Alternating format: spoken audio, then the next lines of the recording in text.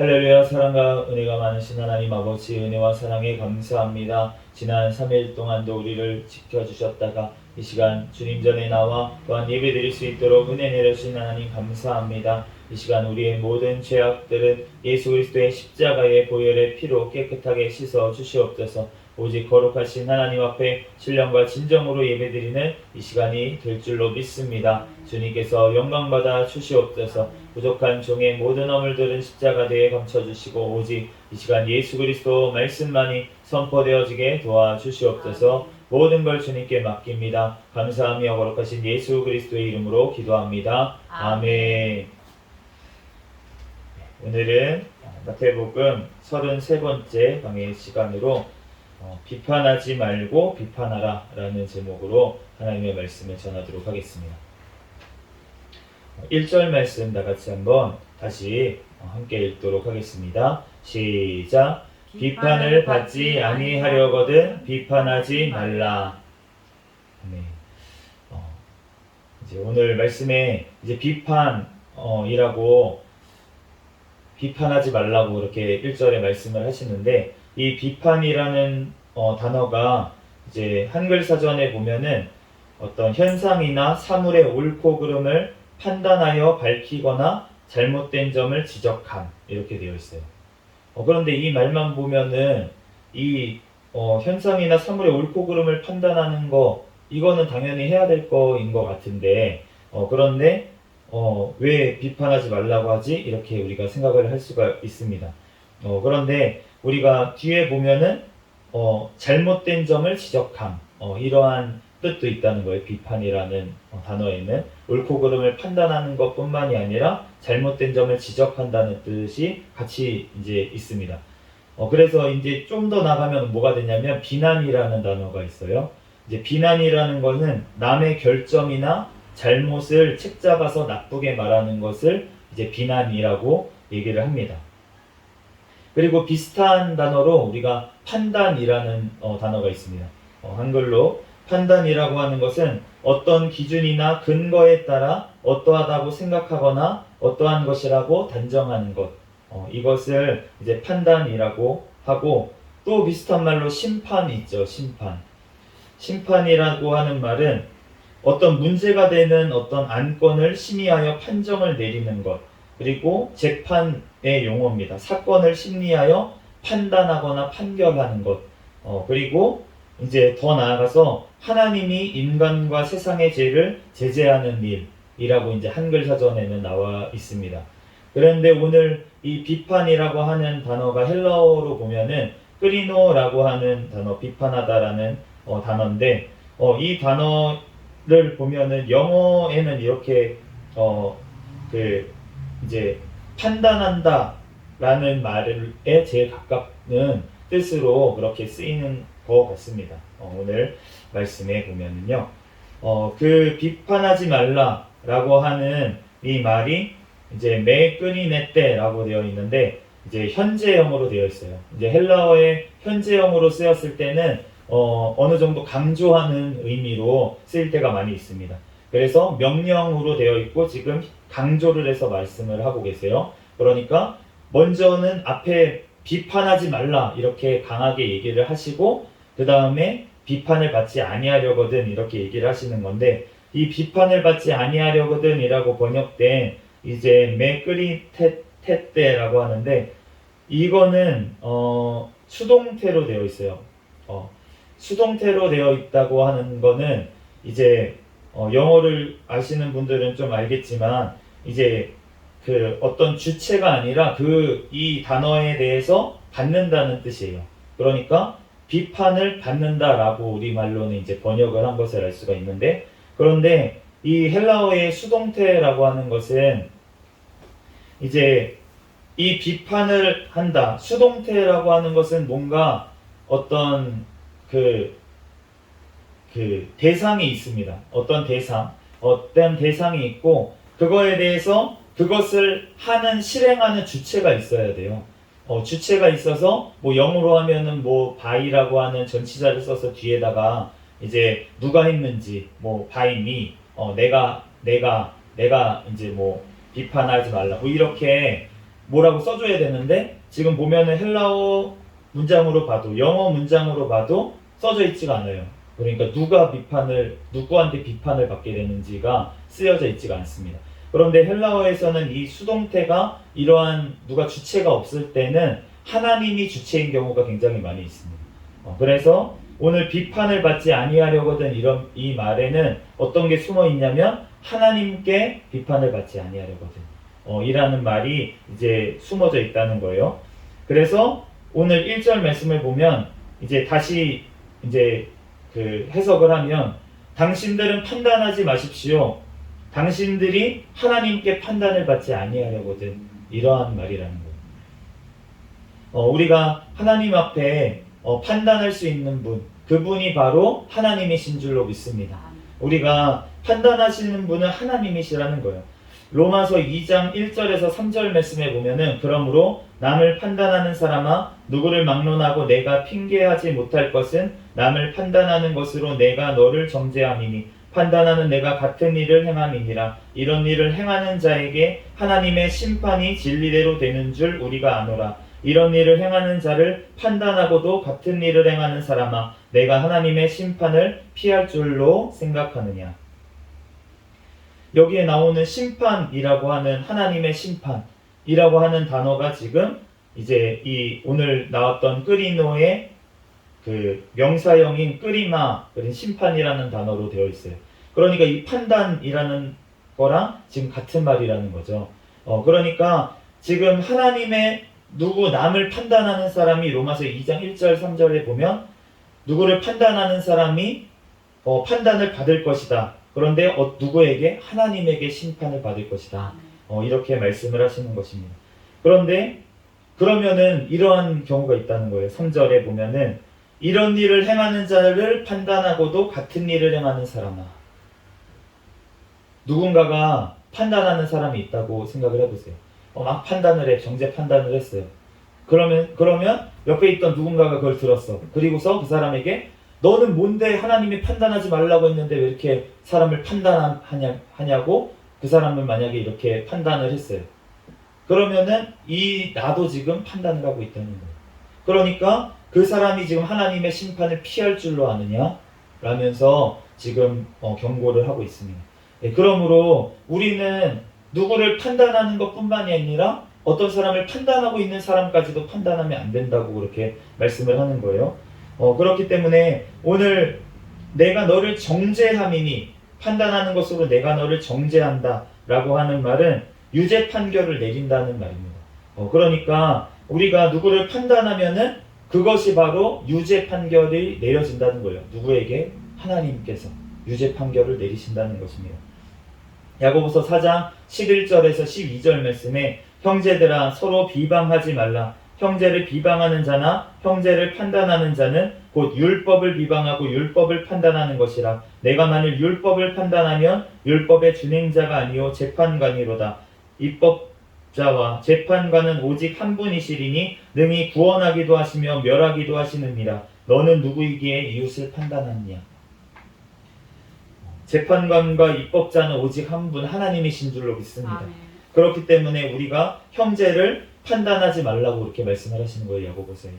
판단하는 그 자는 지금 율법을 판단하는 것이다 이렇게 얘기하십니다. 왜 이렇게 얘기하셨을까? 우리가 율법을 이루는 것, 율법의 가장 중요한 계명이 무엇입니까? 하나님을 사랑하고 내 이웃을 사랑하라. 그런데 내 이웃, 내 옆에 있는 형제를 만약에 판단하고 비방하게 되면 그러면 하나님의 그 율법, 하나님이 사랑하라고 하신 그 율법을 지금 판단하고 있다는 거예요.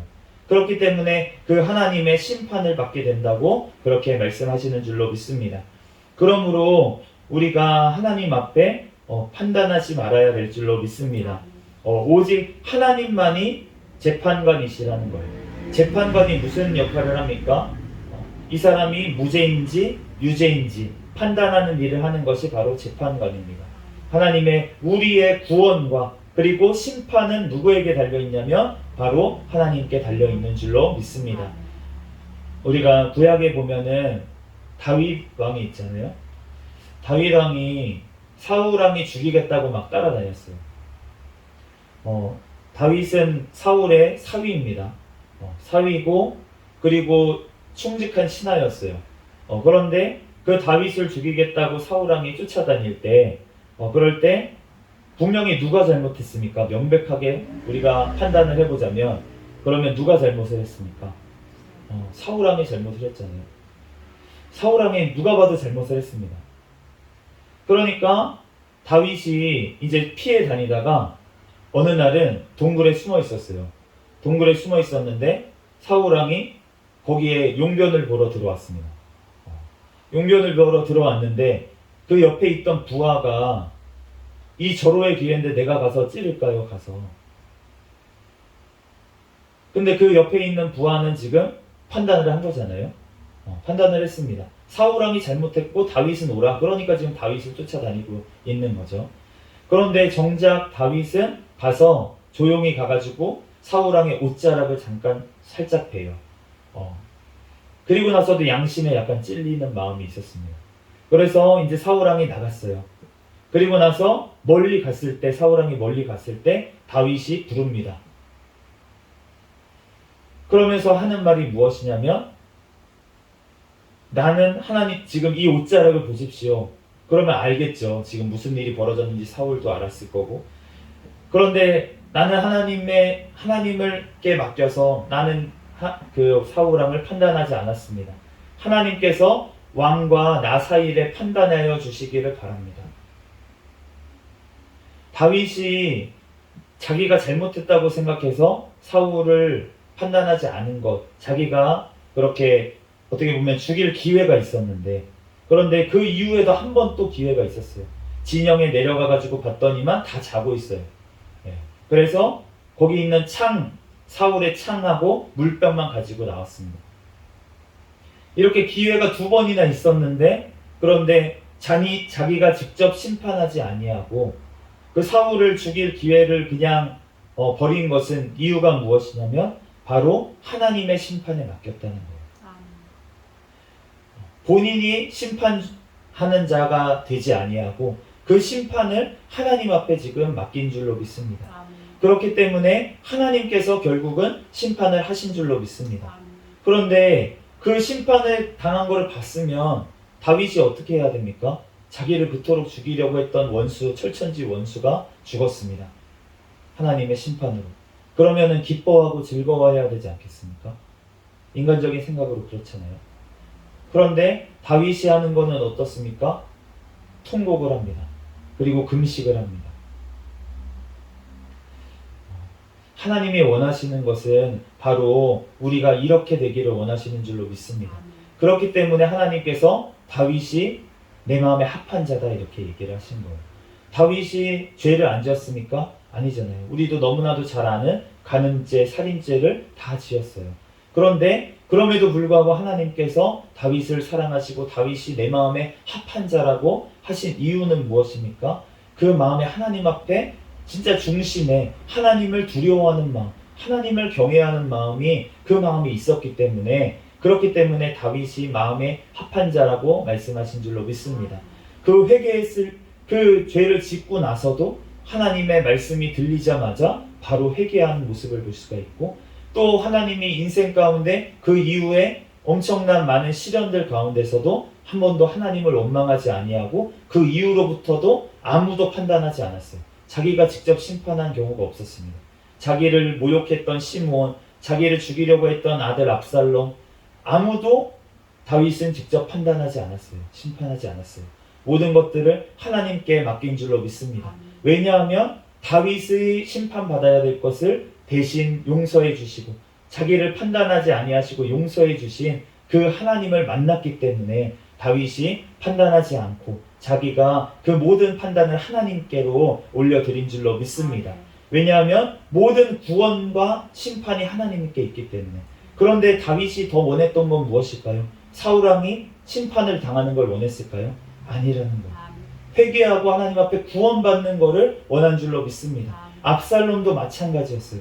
압살롬이 자기 아들인데 그렇게 자기를 반역하고 자기를 죽이려고 하고 자기 그 첩들을 다 그 대낮에 동침을 하고 이러한 죄를 지었음에도 불구하고 압살롬을 선대하라고 장군들에게 얘기를 한 것은 그 압살롬이 회개하고 구원받기를, 아멘. 하나님 앞에 용서를 받기를 원하기 때문에, 아멘. 그렇기 때문에 그 압살롬을 선대해서 회개할 기회를 주게 하기 위해서 그렇게 선대하라고 한 줄로 믿습니다. 아멘. 그런데 요압은 어떻게 했습니까? 가자마자 찔러서 죽였다는 거예요. 내가 판단하고 내가 심판하는 자리에 있으면 그러면은 결국 그 요압이 어떻게 됐습니까? 하나님 앞에 나중에 똑같이 자기가 심판을 당한 줄로 믿습니다.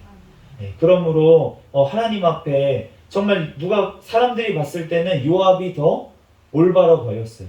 다윗보다도 더 정직하고 더 용맹하고 더 하나님 앞에 올바로 분별하는 사람인 것처럼 그렇게 보였습니다.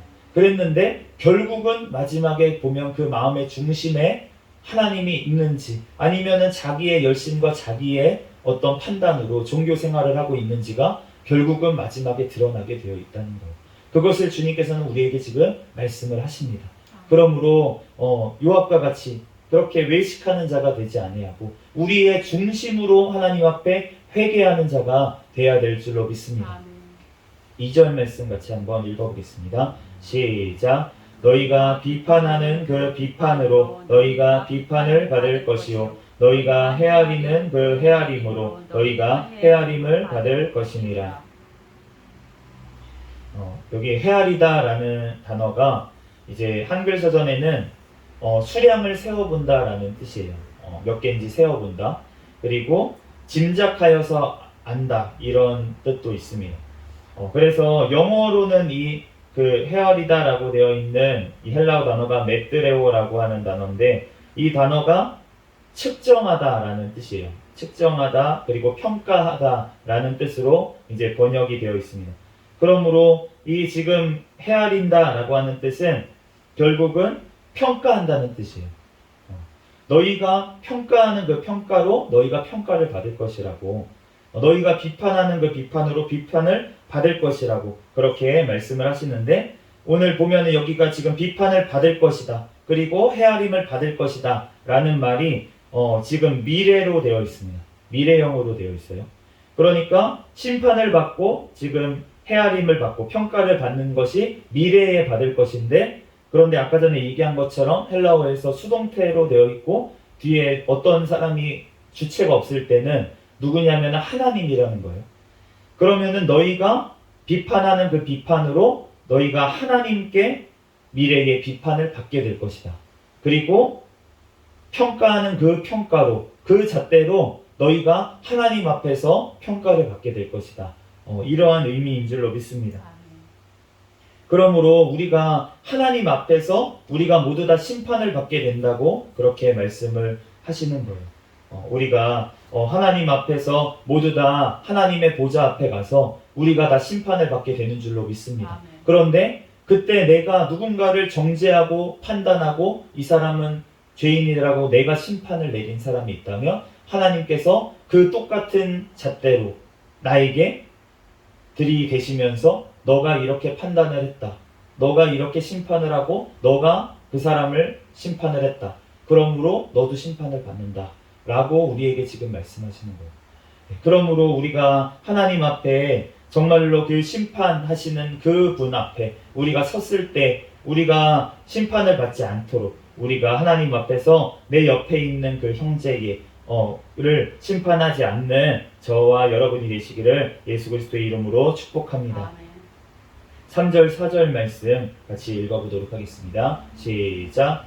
어찌하여 형제의 눈 속에 있는 피는 보고 내 눈 속에 있는 들보는 깨닫지 못하느냐. 보라, 내 눈 속에 들보가 있는데 어찌하여 형제에게 말하기를 나로 내 눈 속에 있는 피를 빼게 하라 하겠느냐. 이 티라고 하는 까르포스라고 하는 단어가 있는데 이 단어는 나무 부스러기, 그러니까 뭔가 시드른 것의 어떤 조각을 얘기를 하는 거예요. 나무에 시든 것의 어떤 조각, 나무 조각, 작은 것을 얘기를 하는 것이고, 그리고 들보라고 번역된 도코스라고 하는 헬라어 단어는 어떤 건물에 받치는 기둥을 얘기를 합니다. 기둥을 얘기를 해요. 그렇기 때문에 우리말로는 들보, 이제 우리말로 대들보라고 하면은 옛날 한옥집에 이제 기둥과 기둥 사이에 이렇게 받치는 큰 나무, 그 나무가 이제 대들보인데, 그래서 우리가 들보라고 이제 표현을 한 거예요. 그러니까 어쨌든 그 엄청난 큰 것이 지금 눈에 박혀 있다는 것입니다. 그런데 옆에 있는 사람이 나무 가지가 박혀 있어요. 눈에. 내가 조그만 그 나무 조각 빼줄게. 들보가 박혀 있으면은 어떨까요? 안 보이죠. 안 보이는 거예요. 그러니까 안 보이는 자가 지금 티 있는 자, 보이긴 보여요, 그 사람은. 보이긴 보이는데 더 못한 자를 지금 더 나은 자를 지금 어떻게 보면 판단하고 있다는 것이에요. 우리가 하나님 앞에 정말로 내가 이러한 모습이 없는지 먼저 돌아봐야 될 줄로 믿습니다. 내가 어떤 사람을 감정적으로 비난을 하고 있다면, 어떤 사람을 그렇게 판단하고 있다면, 그러면은 내 눈에 들보가 있을 가능성이 굉장히 높습니다. 그렇기 때문에 내 눈에 들보를 먼저 보라고 그렇게 말씀을 하시는 거예요. 5절 말씀 읽어보도록 하겠습니다. 시작. 외식하는 자여, 먼저 내 눈 속에서 들보를 빼어라. 그 후에야 밝히 보고 형제의 눈 속에서 띠를 빼리라. 아멘. 외식하는 자여, 눈에 들보가 있는 자를 지금 뭐라고 표현합니까? 외식하는 자여라고 얘기하고 계시는데, 이 외식하는 자라고 소리를 들었던 사람들이 성경에 보면 바리새인들 그리고 사두개인들, 이런 사람들이 외식하는 자라는 소리를 들었어요. 그런데 우리가 외식하는 이 자들이 어떤 자들이냐면 마태복음 23장 26절에서 27절에 보면 눈먼 바리새인이여, 너희 먼저 안을 깨끗이 하라. 그리하면 겉도 깨끗하리라. 예수님께서 직접 바리새인들에게 말씀하셨는데 눈 멀었다 너희가, 이렇게 말씀을 하시는 거예요. 눈에 들보가 껴있으니까 보이지가 않습니다. 그런데 그 이유가 무엇이냐면 그 안에 죄가 가득하기 때문에, 그 마음 속에 죄가 가득하기 때문에, 그렇기 때문에 눈이 멀어버렸어요. 죄로 인해서 들보가 눈에 박혀 있습니다. 그렇기 때문에 어떻게 해야 됩니까? 마태복음 3장 7절 9절 말씀에 보면은 세례 요한이 그 바리새인들과 사두개인들이 오는 것을 보고 이렇게 얘기합니다. 독사의 자식들아, 누가 너희를 가리켜 임박한 진노를 피하라 하더냐. 그러므로 회개에 합당한 열매를 맺고 속으로 아브라함이 우리 조상이라고 생각하지 말라. 회개에 합당한 열매를 맺으라고 그렇게 지금 책망을 한 것을 알 수가 있는데, 그러므로 먼저 우리가 누구를 판단하고 누구를 정죄하게 되는 까닭은 무엇이냐면 내 속에 죄가 있기 때문에, 그 죄가 드러나지 않았어요. 게다가 드러나지 않았는데 내 속에 죄가 있기 때문에, 그렇기 때문에 내가 오히려 더 힘을 내서 비난을 하고 막 이런 자기는 이런 죄를 안 지은 없는 사람처럼 더 정죄 판단하게 되는 이유가 뭐냐면 내 속에 있는 죄를 감추기 위해서라는 거예요. 그런데 이 말씀이 너무나도 저는 제가 그랬기 때문에 너무나도 잘 이 말씀이 와 닿습니다. 제가 그랬거든요. 제가 죄를 지은 사람들을 보면 참을 수가 없었어요. 드러난 죄를 지은 사람들을 보면 청년 시절에 이제 20대 초반 때 이럴 때 보면 제가 이제 MT라는 거를 가잖아요. 이제 대학생들 MT를 갑니다. 대학생들 MT를 가는데 막 이제 20살 뭐 이럴 때 MT를 가잖아요. 그러면은 저는 가보지 않았어요. OT도 안 가고 OT는 오리엔테이션이라고 해서 이제 입학하자마자 이제 가는 게 있는데, 저는 그것도 안 가고 MT도 안 가고 학교에서 하는 모든 행사에 대해서 불참을 했습니다. 그 이유가 뭐냐면은 가면은 술을 먹는다.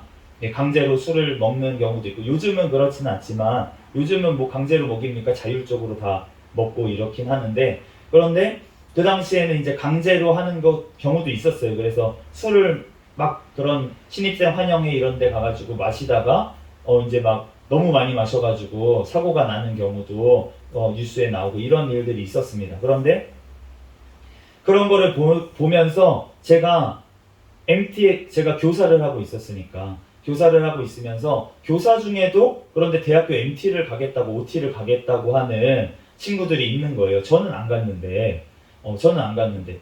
그러면서 그런데 간다고 하는 친구들을 보면 아니면 갔다고 왔다는 친구들을 보면은 제가 얼마나 정죄를 했는지 모르겠습니다.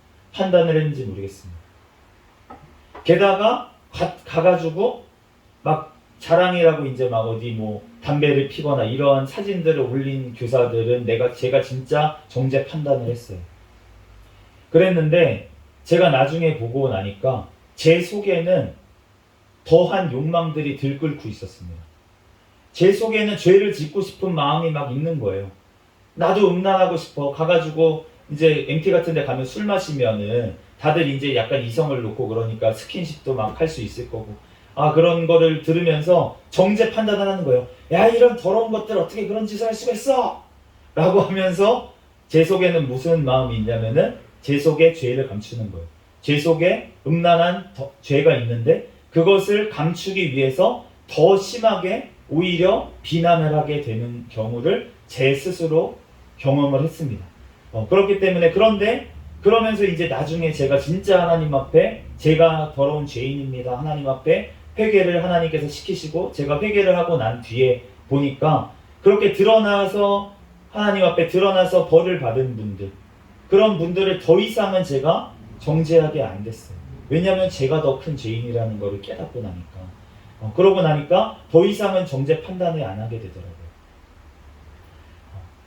제가 오늘 어디 이제 이렇게 보다가 댓글 같은 걸 이제 동영상에 댓글 같은 거를 보다가 이제 막 서로 싸우는 거예요. 또 불신자하고 막 이제 이렇게 막 싸우는 와중에 그 어떤 분이 어떤 얘기를 하냐면은 어떻게 피해자한테 용서를 안 빌었는데 용서를 안 받았는데 그런데 어떻게 하나님한테 가서 용서를 해줄 수 있냐고 이러한 얘기를 또 하는 거예요.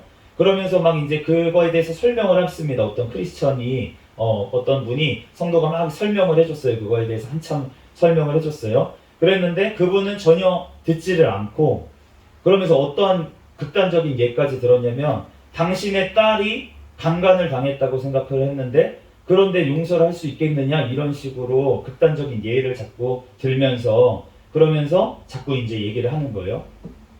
그런데 저는 그거를 보면서 어떠한 생각이 들었냐면은 그 사람 그렇게 얘기하는 당신의 딸이 강간을 당하면 그렇게 하겠냐? 라고 판단하는 그 사람 속에 사실은 음란의 죄가 가득한 사람인 거예요. 그렇기 때문에 자기가 그렇게 비난을 하게 되고 자기가 이거는 용서하면 안 되지, 드러나게 죄지은 이런 사람은 용서하면 안 되지 라고 판단하는 그 사람 속에는 사실은 음란이 가득한 것이에요. 그렇기 때문에 그 죄가 크게 보이는 거예요. 자기 눈에 들보가 있습니다. 상대방의 티가 있는데 상대방의 티가 너무 크게 보여요. 그런데 그 이유가 뭐냐면은 내 눈에 있는 들보라는 것입니다. 내 눈에 있는 지금 들보를 보고서는 상대방의 티를 보니까 그러니까 내 눈에 있는 들보를 보는 건데 상대방의 티인 줄 알고 자꾸 저 사람을 정죄하게 되는데 그런데 사실은 내 눈에 들보가 붙어 있다는 거예요.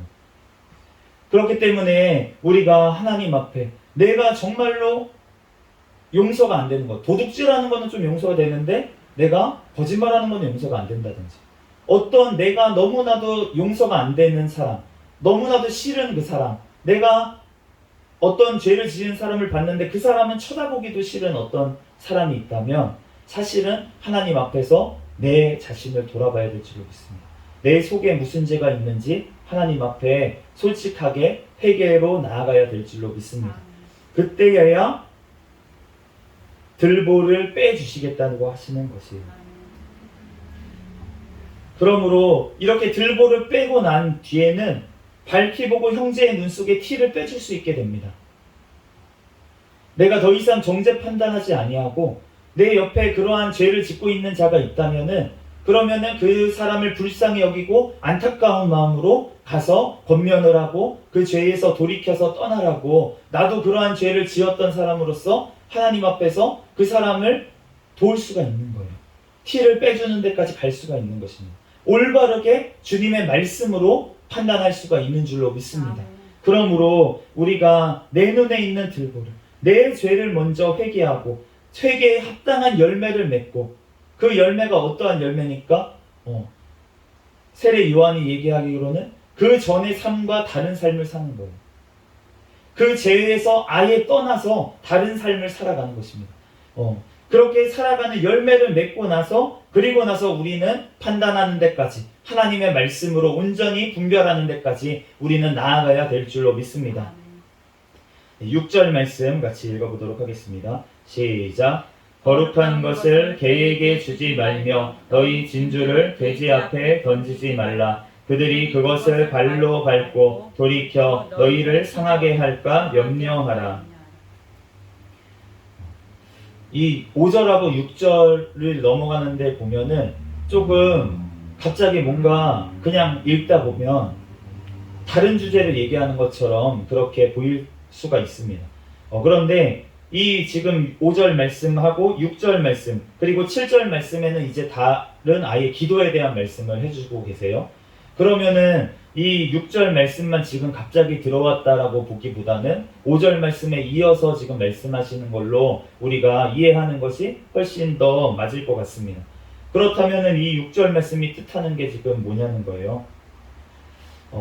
지금 하나님께서 너희 눈에 들보를 빼라. 그리고 나면 형제의 눈에 티를 빼줄 수 있다. 이렇게 말씀을 하셨잖아요. 그런데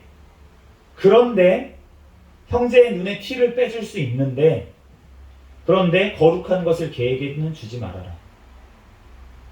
그러니까 내 옆에 있는 지금 티를 빼야 될 형제인지 아니면은 개인지를 구별하라고 하시는 줄로 믿습니다. 개와 지금 돼지로 상징되는 이러한 사람이 있다는 거예요. 이러한 사람의 특징이 어떻냐면은 오늘 말씀하신 것처럼 그들이 발로 밟고 너희를 상하게 한다. 그러니까 개처럼 문다는 거죠.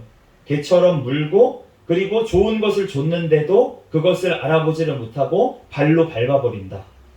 라고 하시는 것입니다. 그렇기 때문에 우리가 어떠한 형제를 돕기 위해서 우리가 하나님의 말씀으로 가가지고 도울 수가 있어요. 그런데 그 사람의 반응을 보면은 그 사람이 진짜로 하나님 앞에 거듭나고 하나님 앞에 온전한 그 티가 있는 형제인지 아니면은 개하고 돼지와 같은 지금 상태인지를 우리가 분별할 수 있는 줄로 믿습니다. 네, 그렇기 때문에 우리가 판단을 해줘야 된다는 거예요. 판단을 하지만 이러한 것들을 분별을 해가지고 그래서 판단을 해야 된다는 것인 줄로 믿습니다. 고린도전서 5장 12절 말씀에 밖에 있는 사람들을 판단하는 것이야 내게 무슨 상관이 있으리요마는 교회 안에 있는 사람들이야 너희가 판단하지 아니하랴.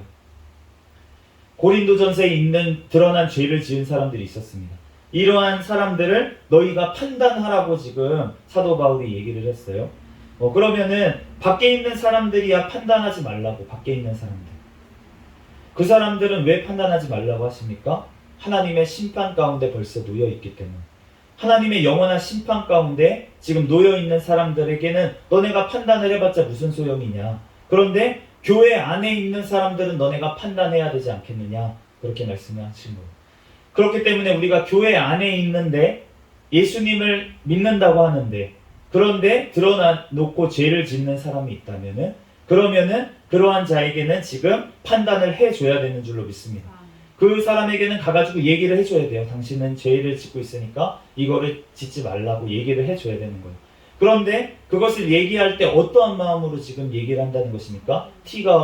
들보가 빠진 사람은 그 영혼을 사랑하는 마음으로, 그 영혼을 긍휼히 여기는 마음으로, 그 영혼이 구원받기를 원하는 마음으로, 하나님 앞에 용서받기를 원하는 마음으로 가서 잘못된 것을 알려줘야 될 줄로 믿습니다.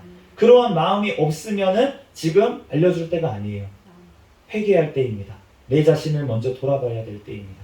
그런데 하나님께서 언젠가 우리가 그렇게 회개가 온전히 되고 우리에게 열매가 맺혀졌을 때 우리가 그렇게 티를 빼주는 데까지 나아가는 것이 주님의 뜻인 줄로 믿습니다. 그렇기 때문에 우리가 교회 안에서도 이렇게 치리를 해주고 판단을 해줘야 된다는 것이에요. 고린도전서 6장 2절에서 3절 말씀에는 성도가 세상을 판단할 것을 너희가 알지 못하느냐. 세상도 너희에게 판단을 받겠거든 지극히 작은 일 판단하기를 감당하지 못하겠느냐. 우리가 천사를 판단할 것을 너희가 알지 못하느냐. 그러함으로 하물며 세상 일이랴. 분명히 지금도 판단할 것을 너희가 세상을 판단을 해야 된다. 천사들도 심지어 너네에게 판단을 받게 될 것이다. 그런데 너희가 이 작은 것도 판단하지 못하느냐? 라면서 지금 책망을 하시는 거예요. 그러므로 우리가 하나님 앞에서 정말로 무엇을 판단하고 무엇이 잘못됐는지는 우리가 분명히 하나님의 기준으로 하나님의 말씀으로 분별해야 될 줄로 믿습니다. 그래서 우리가 하나님 앞에 뱀처럼 지혜로워야 돼요. 그런데 또한 우리가 비둘기처럼 순결해야 될 줄로 믿습니다. 비둘기처럼 순결한 사람만이 뱀처럼 가진 지혜를 가지고 가서 판단을 해줄 수 있다는 것이에요.